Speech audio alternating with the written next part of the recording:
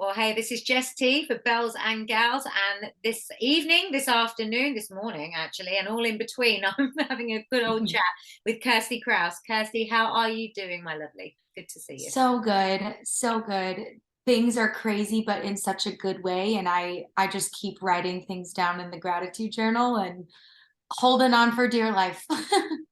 I love that you've just brought that up, the gratitude journal. We should all be very, very grateful for the small things, the little things, the big things, all the in-between things. You're quite right. Yes. How do you incorporate, actually, let's get straight into that. How do you incorporate that into your daily life? 'Cause it's quite hard to do so. Sometimes you can go off the beaten track.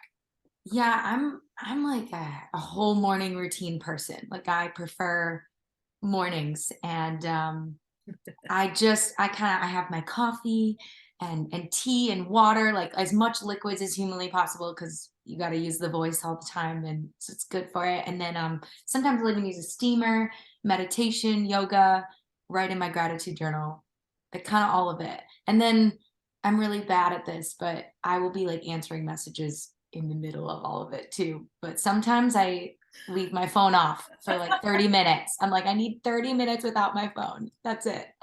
It doesn't seem like a lot, but it is a lot in today's world where, as you say, things are crazy and we're always on the go, and we're always looking for content and self-managing. And that's what I was going to get onto at some point when we, introduce everybody who's here and listening and watching, into the world of Kirstie Kraus. What is it that you do? I know that you're from Wisconsin. That's where you're a native of Wisconsin, and you do now live in Nashville. I think 5 years now for you, if that's Yes. right. You have made Yes. your way. You've gone to where the streets are paved with music. So how so much to ask you. How That's a hell of a transition and a big decision to make. Why did you do that? It was hard. It was hard because I'm really close to my family. So moving the 9.5 hours away, which I know because I drive it a lot when I have to, I go up there to perform and I love going back to my home state of the cheeseheads and performing or maybe just go into, the football culture, going to a Packer game, whatever. But I remember like the first Mother's Day I missed or like a cousin's birthday or whatever, and I was like, this kind of sucks. Like I'm having a hard time. I'm missing home. But at the same time, it was always a matter of when I was gonna move to Nashville, not if. There was never an if. And like we actually looked at magnet middle schools for music when I was like 11, like 12. The whole family was thinking about moving to Nashville. And in hindsight, I think everyone's path is a little different. And I came here, after college, after a couple corporate jobs, doing the band thing up in the Midwest. And then I was like, all right, I'm ready to be a full time artist and put an album out and like really step into that circle and light. It's a very, very brave decision to make, certainly because, the industry is difficult. We all know that. And as I say, you have to self promote, self medicate in every way. You literally have to be the driving force. Like you say, you put in place your day to day, thought process, your, positivity, your plan, and how you're going to implicate, how you're going to implement that into your day to day life. But it's really, really easy to get sidetracked. And certainly if you've made the big decision to go and live in Nashville, and that's every musician's dream, but it also is one of the hardest things to do, and you have to be completely committed, and you have to be willing to take the rough with the smooth. And there's more rough than smooth for quite some time. So as a budding musician, how did you find it in the early stages? Yeah, I mean, just in regards to like what you're saying too, you have to have such a thick skin. Like it is rough and it's tough, and then you see other people and you're like, man, they're amazing, like, but you got to use that to propel yourself, not to beat yourself down, like you're like, okay, like she's playing some chords there, like I could do that. Like I'm gonna go home and practice that song, or use it to your spiritual advantage where you're like getting excited about getting better, you know? Um, how did I make the decision? I was like, I gotta do this, I gotta do this. So I'm not one of those that just came to Nashville one time and then was like, I'm gonna move here. I'm a plan-based person. My parents are very left-brained. Like they do accounting and numbers. And so I have a little bit of that in me. And so I just started coming to visit. I was like 5 times a year, 6 times a year, every month, like just driving back and forth. It got to the point where I was doing 10 days to 14 days trips. So essentially I was like living in both around the band schedule that I was in charge of. Like I started the band, so I was fitting the schedule of our shows and festivals around like CMA Fest, around like stuff that I knew I was like, I for sure need to be in town for this. So it got to the point I think where people just thought I lived in Nashville already. So like maybe I can get away with being like, I've been here for like 7 years, but no, like physically living in Nashville for 5. Um, it was just, I came when I was 11 and I was like, this is, I need to come, I need to be here for the songwriting. I need to be here for like the mecca of what I do. And when I was in Wisconsin, I really felt like I peaked to a point where I was like, okay, next summer would be all the same, like similar festivals, but we're just interchanging between like 5 or 6 of us bands, you know? And I was like, I need to do the next step.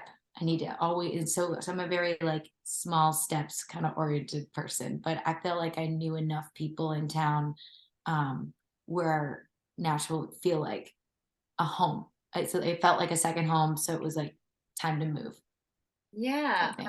I think you obviously nurtured that over quite some time. Like you say, you Yeah. prepared yourself for that. You didn't just, wake up one day and go, I'm just, putting all my bets on this. And that's the thing. You can do that. And many, many musicians have done that, have taken that path, and it's worked, and sometimes it hasn't. Um, but I think, bravery is certainly a part of it, but also having a bit of a game plan. And I know that, like you say, you do look ahead, and you were in a band. You were in a band in the early days. The Thirsties. Kirstie No, Jones. Thirsty Yes. Jones. I just love that. The Thirsties. I think that Thirsty Kirstie. I love that, and I think that's the name of your fans, right? Yeah. And Yeah. your followers, and I think that's really, really sweet. They have yeah, yeah. There's They're really they kind of just made that up. Like they just started saying that we're the thirsties because Wisconsin is a big like drinking culture as well. Lots of craft beer, lots of beer, and people go out and they listen to music and they have drinks, and so it kind of just happened, and I was like, I like that. I'm just gonna roll with that. Yeah, I think I looked at it. See, it's interesting. It's in the perception of the beholder. I saw that and thought thirsty for your career, for what you want. Driven, and that's what I see with you. You've Oh, already had some great achievements. You've had the opportunity to sing at the listening room and at the Bluebird. You have made your mark in Music City. Did it take some time, or did you slot right in? Have you had to graft for it? definitely took time. I mean, I was just talking to somebody the other day. Every time I drive back into the city, because I do a lot of like right now I'm in Nashville for 13 days, and then I go on tour for 7, and then I come. And I was just on right before this. I was on for like 9 days away. So it's very much like on tour, be in town, and trying to juggle like we were talking about as an independent musician, kind of all the hats. And every time I come in back into the city and I see that skyline, I'm like, that's my city. Like I'm trying to take this city over. Like Yeah, it's my city. And sure, I like good. think about it like that. And it's just, it's definitely difficult. Like it's just a grind every day. But if you don't do that, somebody else is, you know? And I couldn't agree with you more. There's always someone waiting in the wings. There's always someone on the ladder just behind you. So you've got to keep yes, pushing. You've got to keep going. You've got to keep fighting. And you've got to keep believing that what you have to bring is something unique. And you do.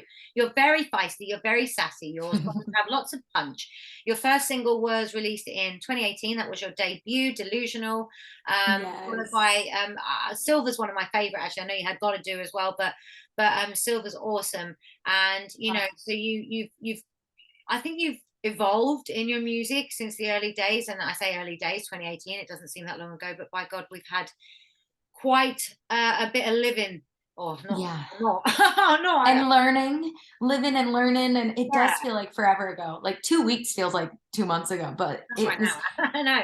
delusional was an interesting choice. I wanted to do a punch. Like, I wanted to pick something and do something that was really outside of the box, and to just to show people that I'm here to be fully an artist and to be unique about it. And it's literally like a funk song Yeah, yeah, with country top line, like, and we had fun with it, and we really threw it back in a lot of the production stuff. And that wasn't normal for people, what people were releasing in Nashville, but I was like, you know what, I'm gonna do something different. you're quite right there. I mean, I speak so often and in so many interviews and with so many artists about genre blending. And I do think that that is something that has catapulted now. And in the UK, it's everyone's quite risky. They're quite risky. In Nashville, you've got to be a little bit, you've got to be careful. But Yeah. I think it's coming. I think it's being accepted. I think you've got artists like Breland and Jelly Roll and oh man, absolutely. Who are doing just that. And you do have a very rocky flavor. You do have lots of different elements to your music. Where is your I know everyone always asks where's your inspiration come from, but no, really, I do want to know where what did you do to garner your own flavor? yeah, well, when I was really little, I started listening to Amy Grant and Gloria Stefan, and like that, those were the two, like those were the original two that we would listen in the living room, and we would do a cleaning Saturday and help my mom clean, and I would dance around, and I really feel like those two ladies I feel like I incorporate like melodies that go like this because of Amy Grant, and then like feel good, funky, weird timings because of Gloria. Like it's literally the core. And I've had mentors along the way, but once country came into my life when I was 7, and then it was like Leanne Rhymes, Shania, Faith Hill, Martina, and Jody Messina were like the main. They Those are my girls. Like I was like, all right, I like these women right here are like the North Stars for me. Um, but yeah, and then it wasn't. I didn't dig into like later country till later. Um, but I would say they had a lot of big influence. And then my parents really liked, my dad liked the hair bands. I'm from the Midwest, 80s rock. And then my mom really liked the soft, like Peter Frampton and Brian Adams, oh and yeah, like, and they came together melody. at, yeah, and they came together at Styx. So Styx, Elton John, Phil Collins, they were monopolizing. Those guys were monopolizing like the Disney songs. So they kind of like seeped in to everything too. Mm. I think that's a really phenomenal mix of flavors is the word I love to use because I do see it as like a recipe, Yeah, like a a palette. melting pot. Yeah, palette exactly. I see it quite in the literal sense, and I feel like the artists and the legends that you've just described and you've just given me right there. Um yeah, they were hugely influential on our time, and especially when um 90s country Yeah, coming into its own. It was getting bigger and bigger. Actually, it was a huge thing. But with that, yeah, Disney, you're quite right. And it yeah, storytelling with that element of yes, pop, with a little bit of a edge sometimes, and certainly coming from that country kind of mindset of literally unraveling a story over time. I think that's you're quite right in what you see there. So moving on from there, 2022. I mean, your last year was a huge year for you. It is when you released your album, 11 songs. Yes, you can.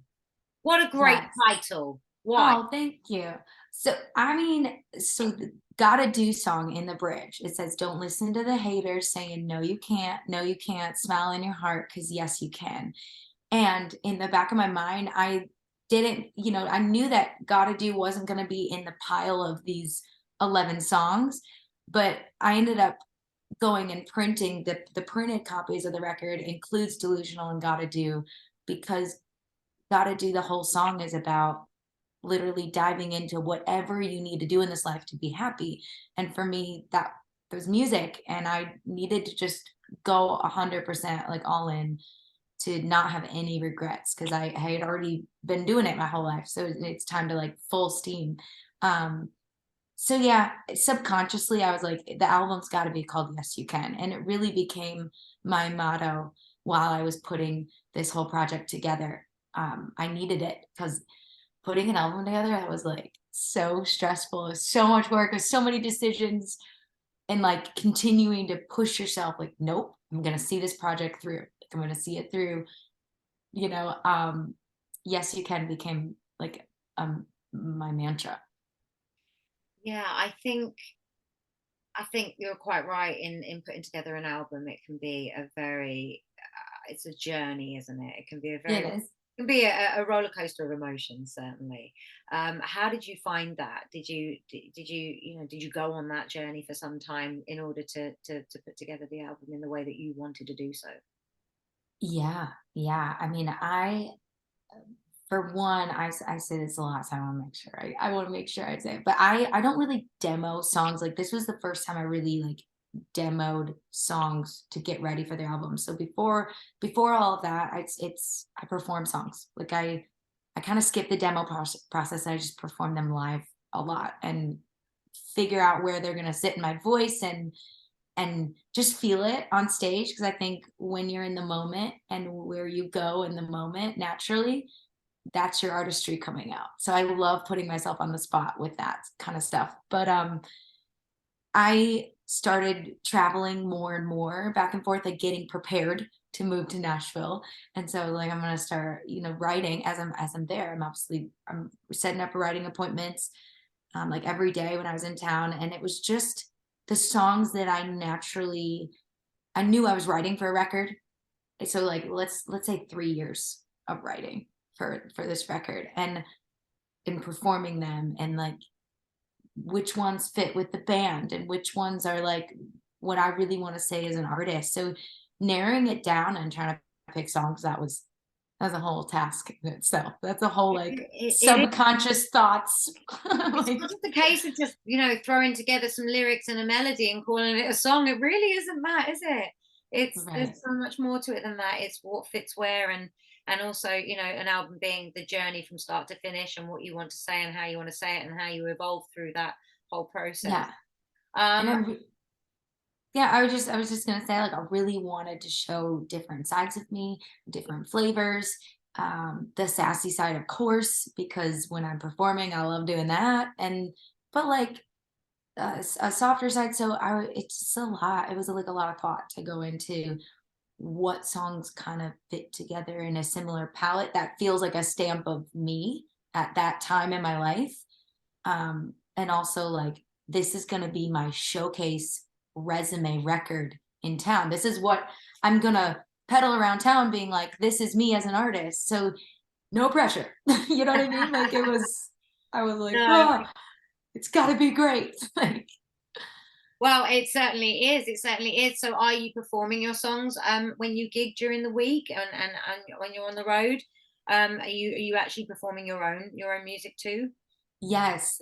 What's great is just in Florida, someone requested, I've had a request for Just One More. I haven't played Just One More live in a while, but now they have access to hearing that song because it's out. So it's so cool for people to request. They've requested Just One More, Girlfriend Intervention, like stuff that I've physically like played before.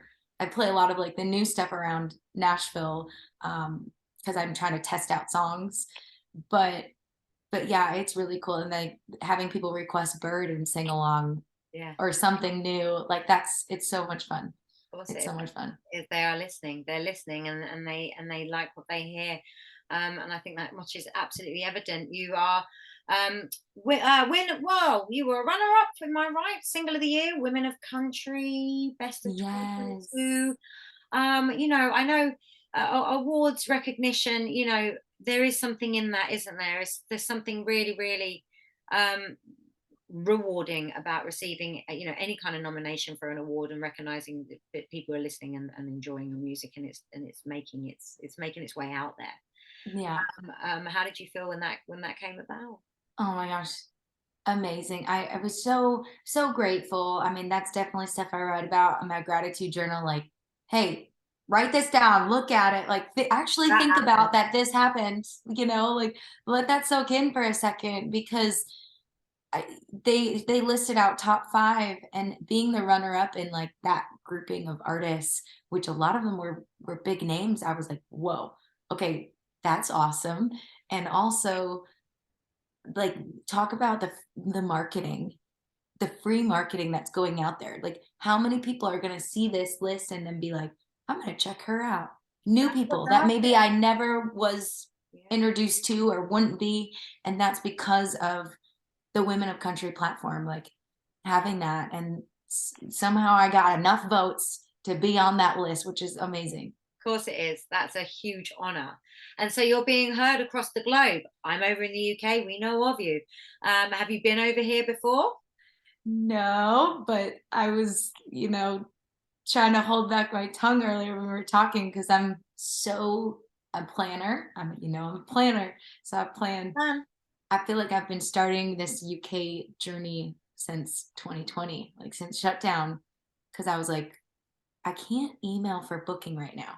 So what does one do? Because I'm gonna go crazy. So I started emailing UK brands. Next thing I know, I'm on the live country sessions with Paul, random interviews, met Dom with Country Chats with Dom and just kind of continued building relationships over there. And so now my mind is set on getting over there. Like, well, good. how do I make Love it to have work? you here because you've got some exciting news when it comes to the UK. In fact, two pieces of exciting news that I'm going to talk about. One being a new single which comes out imminently, um, 13th of February. That will be out. It is a duet, am I correct, with Thomas Kavanagh, Mm. who I like to call Cav. He's known on this UK scene. He's a great artist, a great songwriter. And yes, there's that new track ready to come out, and I'm sure you're doing lots and lots of promo ready. Well, it's a few weeks away. Who am I gonna love? Yes, I'm so excited. I knew that I wanted to do a duet, and Thomas and I had talked about doing a duet together. But when I heard this song, I was like, this is it. Like, and I didn't even write this. My best friend, Crystal King, I introduced the two of them, and I was like, you need to write with Thomas. He's talented. You gotta write with him. So I wasn't even in town when they wrote, Ah, and she ended up sending me the track, like just the work tape. And I was like, no, there's this song though, you guys, like, this is it. Like, I believe in this song. And so I kind of was the one that like pushed everyone to be like, let's do this. This is the one. Here's the duet. Let's go. it's basically a matchmaker. I'm like Musical a sense. networking person. So Yeah, I like when stuff like that works fantastic. out. Well, you get to know a different artist, and you know what's going to work, and that certainly worked, and I can't wait to see what it does, and the reception that it gets. I'm sure people are going to be really, really excited to hear it. But along with that, you're also joining the team. You're joining the team over here, live in the living room, and that is hugely Yes. exciting. You're going to be you're going to be the interviewing lady, Mhm. the interviewer, which I think is a fantastic opportunity, and a fantastic opportunity for us to get to know more about you, and for you to get to know more about everybody on the scene. Tell us more about that. Oh, thank you. I'm really excited because it's just such an amazing brand. I love that they feature artists in such like a raw form way. And sometimes people choose songs that aren't even out. Like the last time I was on Live in the Living Room, I did a song that I probably won't be in the studio recording till like later this year. And I think I've played it out live like 3 times. So it was just like here's this song, like extra surprise. But I've already been looking into some of your interviews, like taking notes because I'm stepping into a different chair for the UK. And so I'm like, really excited about being a part of the team, and that just got announced and released. And James is awesome. He's been nothing but super kind, and so I'm excited to dive in. He's a hard worker, and you're joining a really, really fantastic, collection a collection of people, and I say that because there's so many, people right now who are all part of a very tight knit community and support network, and I'm so pleased that you get to join all of us, and get to find the artists yourselves and yourself, and get more people to listen to you too. I think that's really, really important. So lots of exciting things to come, and Oh, I cannot wait to see what you do next. I cannot wait to hear the single, and see what everybody thinks out there. But I'd say thank you. keep an eye out for Kirstie Kraus, ladies and gentlemen. There's lots of exciting things to come, and it's been great to meet with you today finally, and can't wait to see when you head over to these shores. Oh my gosh, Jess, you're awesome. I remember being nervous when I was emailing you to because I was like, I hope she says yes. Like I don't, Oh, and it's my pleasure. Truly my I pleasure. was all excited when I got your reply back. So just thank you so much for the time today, and I can't wait to meet you in person one day as well. You. Thank you, truly. It's been an absolute joy. You're a gorgeous person. And thank you for the positivity and for sharing that with everybody as well. And I look forward to seeing you again real soon. Yes, appreciate it.